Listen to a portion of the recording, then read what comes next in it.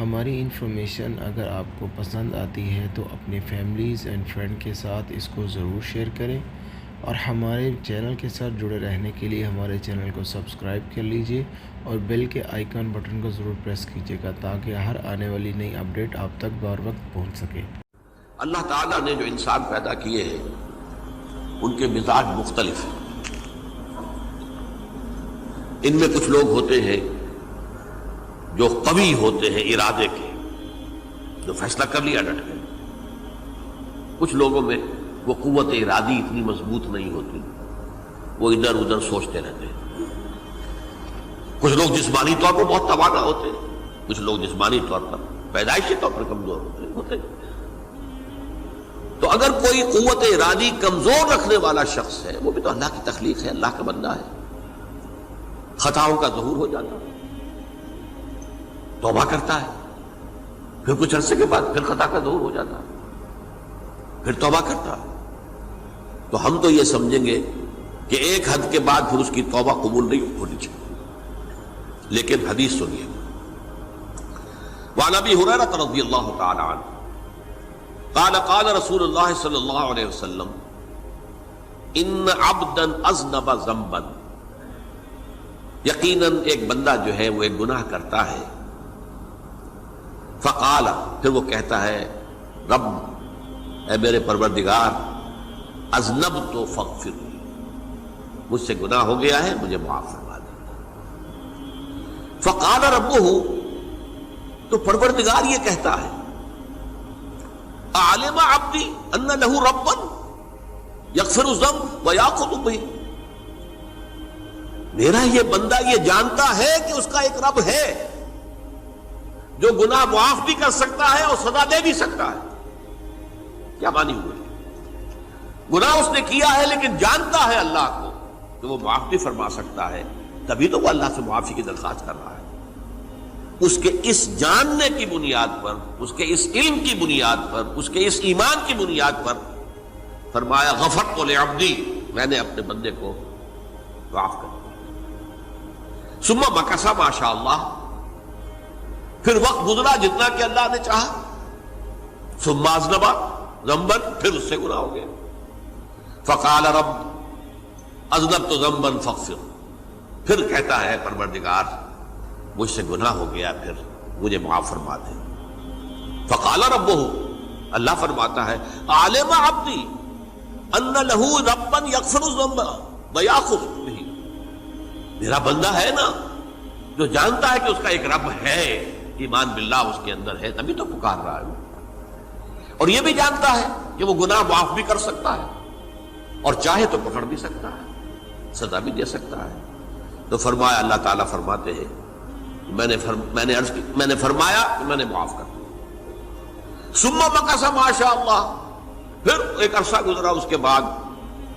ثم اذنب ذنبا، پھر اس نے گناہ کیا۔ قال رب اذنبت ذنبا آخر، اس نے کہا پروردگار میں نے تو پھر ایک اور گناہ کر دیا، فاغفر لی، مجھے بخش دے۔ فقال اعلم عبدی ان لہ ربا یغفر الذنب ویأخذ بہ، میرا بندہ جانتا ہے نا کہ اس کا ایک رب ہے جسے وہ پکار رہا ہے، کہ وہ جانتا ہے کہ اسے اختیار حاصل ہے کہ چاہے تو بخش دے اور چاہے تو پکڑ لے۔ اس کے اس علم، اس ایمان کی بنیاد پر میں نے اسے معاف کر دیا۔ ایک اور حدیث، میں نے چونکہ اس گفتگو کے لیے ان احادیث کا تفحص کیا ہے، یہ تو بہت ہیں حدیثیں، میں نے ان میں سے کچھ چنی ہیں۔ ہمارے بعض واعظ ناصح وہ بھی کسی شخص کو روکتے رہے، برائیوں سے روکتے رہے، نہیں رکتا، تو کہیں غصے میں آ کے اللہ تجھے کبھی معاف نہیں کرے گا۔ یہ کتنا بڑا جرم ہے، اس کا اندازہ کیجئے اس حدیث سے۔ تم میرے بندے کو میری رحمت سے مایوس کر رہے ہیں، کتنا بڑا جرم ہے، اس کا اندازہ کیجئے۔ یہ مسلم شریف کی روایت ہے، عن جندب، حضرت جندب رضی اللہ تعالی عنہ سے، ان رسول اللہ صلی اللہ علیہ وسلم حدث، کہ اللہ کے رسول صلی اللہ علیہ وسلم نے ایک واقعہ بیان کیا، ان رجلا قال، کہ ایک شخص نے یہ کہا واللہ لا یغفر اللہ لفلان، کہ خدا کی قسم اللہ تعالیٰ فلاں شخص کو کبھی معاف نہیں کرے گا. وَأَنَّ اللَّهَ تَعَالَى قَالَ، اس پر اللہ تعالیٰ نے یہ فرمایا مَنْ ذَا الَّذِي يَتَعَلَّى عَلَيَّ، یہ کون ہے جو میرے اوپر حکومت کرنے والا آ گیا، جو میری طرف سے حکم لگا رہا کہ میں کبھی معاف نہیں کروں گا. مَنْ ذَا الَّذِي، کون ہے وہ شخص، الَّذِي يَتَعَلَّى عَلَيَّ انی لا اغفر لفلان، کہ میں فلاں شخص کو کبھی معاف نہیں کروں گا. قد غفرت لفلان، اس کو تو میں نے معاف کر دیا. وَأَحْبَطْتُ عَمَلَهُ، اس شخص کے تمام اعمال میں نے ضائع کر دیے کہ تم نے میرے بندے کو مایوس کیا. یہ ہے جرم کی انکار. تو توبہ کی دعوت دیتے رہو، توبہ کے لیے لوگوں کو آمادہ کرتے رہو، توبہ جو ہے اس کے لیے ترغیب دیتے رہو. اللہ تعالیٰ معاف فرمانے والا. اب آخری حدیث سنا رہا ہوں، یہ تو بہت ہی عجیب حدیث ہے اور متفق علیہ، یہ بخاری اور مسلم دونوں میں. حضرت ابو سعید الخدری رضی اللہ تعالی عنہ جو ہے وہ اس کے راوی ہیں. حضور نے فرمایا کانا فی من کانا قبلکم رجل قتل 99 نفسا، تم سے پہلے جو امت تھی بنی اسرائیل، گویا کہ ان کا ذکر ہے، اس میں ایک آدمی ایسا تھا جس نے 99 قتل کیے تھے. اب آپ اندازہ کیجئے کتنا بڑا گناہ کبیرہ ہے قتل. قرآن مجید میں آتا ہے وَكَأَنَّمَا قَتَلَ النَّاسَ جَمِيعًا، اگر ایک انسان کو بھی ناحق قتل کر دیا گیا تو یہ ایسی ہے گویا کہ اس نے پوری نوع انسانی کو قتل کر دیا. اس نے 99 قتل کیے.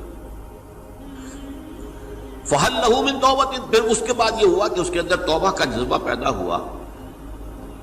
فَسَأَلَ عَنْ أَعْلَمِ أَهْلِ الْأَرْضِ، تو اس نے پھر سوال کیا، لوگوں سے پوچھا کہ زمین میں رہنے والوں میں کون سب سے بڑا عالم ہے. فَدُلَّ عَلَى رَاهِبٍ، تو اسے بتایا گیا فلاں راہب فلاں جگہ پر ہے، وہ بہت نیک ہے، بڑا عالم ہے. فَأَتَاهُ، وہ اس کے پاس آیا. فَقَالَ أَنَّهُ قَتَلَ 99 نَفْسًا فَهَلْ لَهُ مِن تَوْبَةٍ، انہوں نے کہا دیکھیے راہب صاحب، میں نے 99 انسان قتل کیے، اب مجھے یہ بتائیے کہ میرے لیے توبہ کا کوئی امکان ہے. فقال لا، انہوں نے کہا نہیں. فقتلہ، اس نے اس کو بھی قتل کر دیا. فکمل بہ 100، اپنی سینچری مکمل کر لی، مطلب 99 کے بعد ایک کی کسر تھی، اس کو بھی قتل کیا، 100 پورے کر لیا. ثم سأل عن عالم اہل الارض، پھر اس نے پوچھا کوئی اور کوئی بڑے عالم انسان ہو. فدل علی رجل عالم، پھر اس کی رہنمائی کی گئی ایک بڑے عالم شخص کی طرف. فقال انه قتل 100 نفس، تو اس نے وہاں جا کر کہا کہ میں 100 انسان ہلاک کر چکا ہوں، قتل کر چکا ہوں. فهل له من توبہ، میرے لیے توبہ کا کوئی امکان ہے؟ فقال نعم، کہا کیوں نہیں، 100 قتل کیے تب بھی کیا ہے، توبہ کا راستہ دروازہ کھلا ہوا. ما لم یغرغر، جب تک کہ وہ گھنگرو نہیں بج رہا اس وقت تک تمہارے توبہ کا دروازہ کھلا ہوا ہے. فرمایا نعم وَمَنْ يَحُولُ بَيْنَهُ وَبَيْنَ التَّوْبَةِ، تمہاری توبہ کے درمیان اور تمہارے درمیان کون حائل ہو سکتا ہے، توبہ کا دروازہ کھلا ہے. لیکن ساتھ ہی کہا انطلق الی ارض کذا و کذا، اب تم ایسے کرو جہاں تم رہتے ہو وہاں نہ جاؤ واپس، وہاں کا ماحول اچھا نہیں ہے، معاشرہ اچھا نہیں ہے، ہو سکتا ہے کہ تم توبہ پر قائم نہ رہ سکو، تم فلاں جگہ چلے جاؤ، وہاں اچھے لوگ آباد ہیں، ان میں جا کر رہو. فإن بها أناسا يعبدون اللہ تعالی، وہاں ایسے لوگ آباد ہیں جو اللہ کی بندگی کرتے ہیں. فاعبد اللہ معهم، تو تم ان کے ساتھ مل کر اللہ کی بندگی اور پرستش کرو. ولا ترجع الى ارضک، اپنی زمین کی طرف اپنے وطن میں واپس بن جاؤ. فإنها ارض سوء، وہ بری جگہ ہے. فانطلقا، تو وہ چل پڑا، ہجرت کر رہا ہے، اس جگہ جا رہا ہے جہاں کا راہب نے بتایا تھا. حتیٰ اذا نصف الطریق، جب آدھا راستہ اس نے پورا کر لیا، اتاہ الموت، موت آ گئی. فاختصمت فیہ ملائکۃ الرحمت و ملائکۃ العذاب، اب وہ جہنم کے فرشتے بھی آ گئے اس کی جان قبض کرنے کو، اور جنت کے بھی آ گئے. فقالت ملائکۃ الرحمہ، رحمت والے جو فرشتے ہیں جنت والے، انہوں نے کہا جا تائبا مقبلا بقلبہ اللہ تعالی، یہ شخص توبہ کر کے اللہ تعالیٰ کی طرف ہجرت کر رہا تھا، اس لیے اس کی نیت کی بنیاد پر اب یہ جنتی ہے، لہذا اس کی روح ہم قبض کریں۔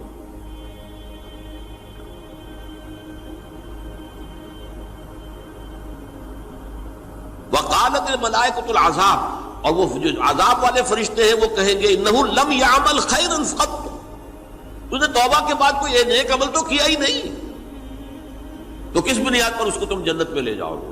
اس کو تو دوزخ میں جانا چاہیے۔ فاتاہ ملک فی صورت آدمی، تو ان کے پاس اللہ نے ایک اور فرشتے کو بھیج دیا آدمی انسانی شکل کے اندر، فجعلوہ بینہم، تو ان فرشتوں نے کہا بھائی ہمارا فیصلہ کرا دو، اس کی روح ہم لینا چاہتے ہیں یا ہم لینا چاہتے ہیں، انہیں حکم بنا لیا۔ فقال قیسوا ما بین الارضین فإلی ایتہما کان اقرب، کہ تم فاصلہ ناپ لو جہاں سے وہ چلا ہے اور جہاں جا رہا تھا اور یہاں اس کی موت ہو رہی ہے، تو کون سا فاصلہ زیادہ ہے؟ جب ناپا گیا، بلکہ ایک حدیث میں آتا ہے کہ اس پر اللہ نے زمین کو جو ہے حکم دے دیا، ایک طرف والی زمین تو سکڑ جا، دوسری والی جو ہے تو پھیل جا، تاکہ وہ جو جدھر جو جا رہا تھا وہ زیادہ قریب ہو جائے بنسبت اس کے کہ جہاں سے وہ چلا تھا۔ تو اس فیصلے پر پھر جو فرشتے تھے جو کہ رحمت کے فرشتے تھے، وہ اس بندے کو لے گئے جنت کے اندر۔ یہ ہے توبہ کی عظمت اور اس کی تاثیر۔